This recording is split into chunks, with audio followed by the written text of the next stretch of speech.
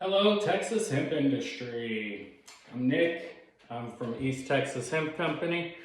I'm here today to kind of give a little bit of a recap of what's been going on here in Texas with hemp legislation. Um, there's been a lot. It's been a pretty wild year as far as legislative session goes. Um, the last week, not this yesterday, Monday, but the Monday before, we had about 1,000 people sign up. It might have been 500, but signed up on two different bills. So there was over 1,000 registrations to testify against both Senate Bill 3 and House Bill 28. It was a huge turnout, and I'm thankful for everybody in the industry that showed up to voice their concerns about these bills they're trying to pass. They're doing everything in their power to eliminate this industry as a whole, and it's absolutely disgusting that these legislators have that kind of power. Over the last 6 years, a lot of us have put our hearts and souls into building these businesses, and it's just sad that the legislators can come in and write a bill that rips the rug out from underneath us. It's crazy times, but after Monday's testimonies, I think we gained a lot of headway. I think we swayed a lot of the opinions of some of the legislators, including Chairman King. Chairman King testified yesterday on House Bill 46, which is a teacup expansion bill. And he testified in favor of the bill. Personally, I don't support the bill. I don't think we need to expand teacup. I think we need to eliminate teacup. Teacup's a federally illegal program, so the hemp industry here in Texas is better serving Texans than the teacup program. So if anybody needs to be shut down, it's the teacup program, not the hemp industry, because we operate under federally legal guidelines. But I'm going to share a clip of Representative King's testimony, and you guys let me know what you think about it. One thing that's not specifically talked about in here is hospice care. And I'm telling you right now, y'all have heard me over the years talk a lot about my mother. And I watched her die over 10 and a half weeks in hospice. And if I had it to do over again, instead of giving her the poison they were shoving down her, I'd have gone to Colorado and bought a joint. That's just me. I don't use it myself, but I hope for your favorable consideration on this bill. And if you have suggestions, I'm open. One thing.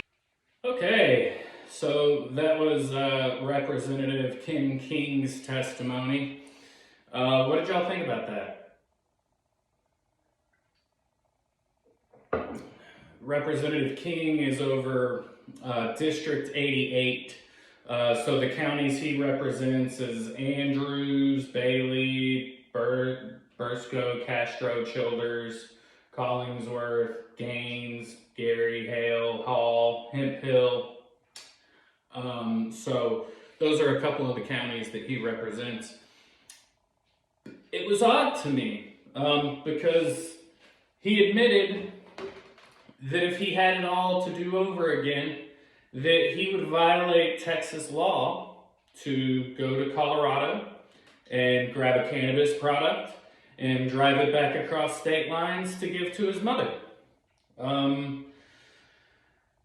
It's wild when one of our lawmakers testifies publicly that he would openly violate Texas law if he had an option to do it again. I think that speaks volumes to the things that are going on here in this state. We're denying people access to feeling well, is what it boils down to, especially people on hospice.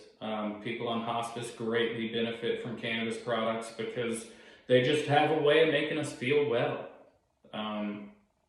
Our endocannabinoid system gets these molecules in it, and homeostasis starts generating, and poof, we feel well. It's not about getting drugged out and being messed up. For a lot of people, cannabis is just about feeling well. And speaking of, I've got a little sample to do here. This is a Gary Payton Skittles Cross flower that I've got here. And I'm going to zip me up a little cone here for a little something to sample later. We're not sampling it right now. I ain't got time for that. Right now, we're getting ready to talk about Governor Abbott. Governor Abbott finally decided to make comment on Senate Bill 3 and what it stands for and what he stands for. So it was nice that he finally made a public comment.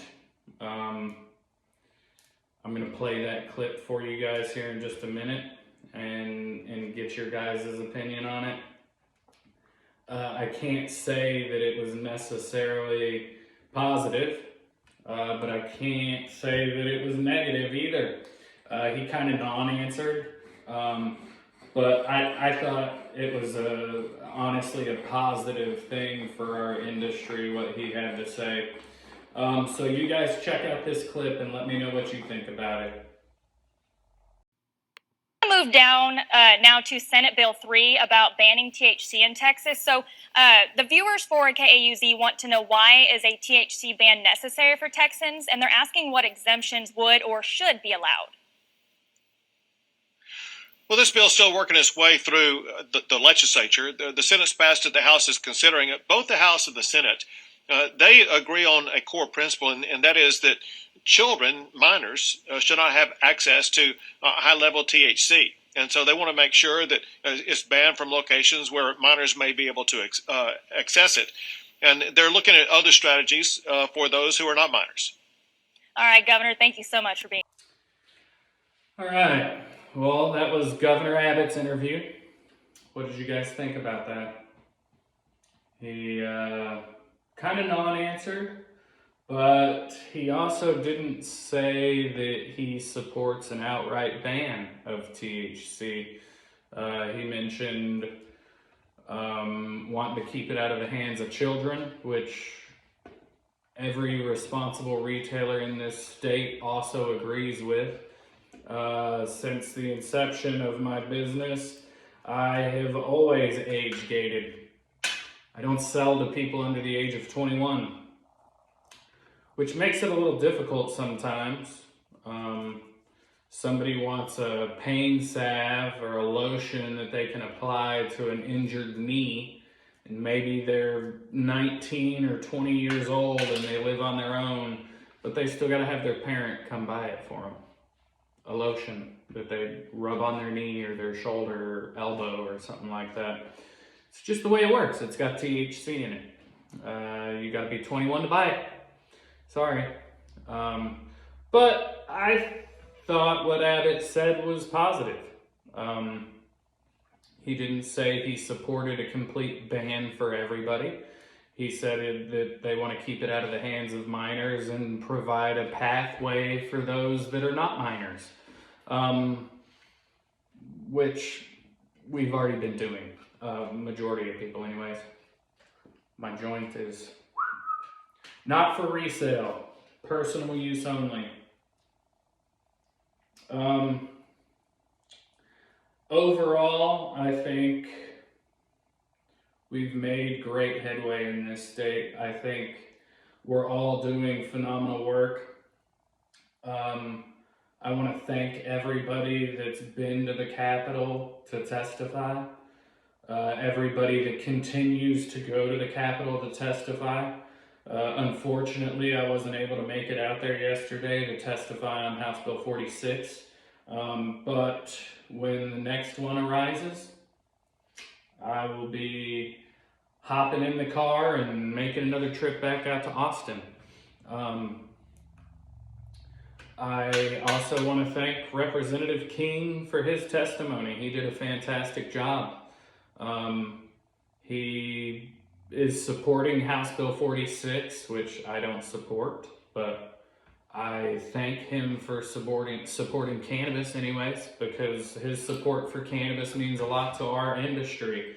If they can back off a little bit and calm down Dan Patrick, maybe slip Dan Patrick a little THC gummy, a little 5 milligrams, and let him experience what cannabis is, a freaking chill pill.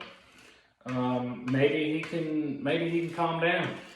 He's got the dogs out and he's coming to hunt us all down. It's pathetic that he doesn't understand basic economics. He can't seem to understand how this became a $8 billion industry and there's more hemp dispensaries than there are McDonald's. Yeah, it's called demand, Dan. Market demand. Texans want cannabis. Texans don't want McDonald's. I lied. There's a lot of Texans that do want McDonald's. But Texans overwhelmingly want access to cannabis. So, I'm asking everybody, if you haven't already, reach out to your legislators. Just tell them that you support cannabis in Texas. You support Texans having access to market legal THC. We don't want to shut down the hemp program. The hemp program is serving Texans better than the compassionate use program. The compassionate use program is federally illegal. The hemp market is federally legal.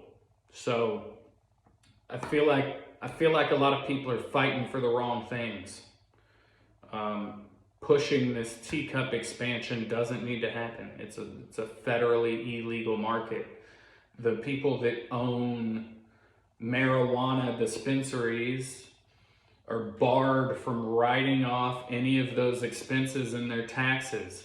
The guy from Reggie and Dro talked about that in his testimony, that there's an IRS tax code that doesn't allow marijuana businesses to write off business expenses because it's federally illegal, whereas hemp businesses are federally legal.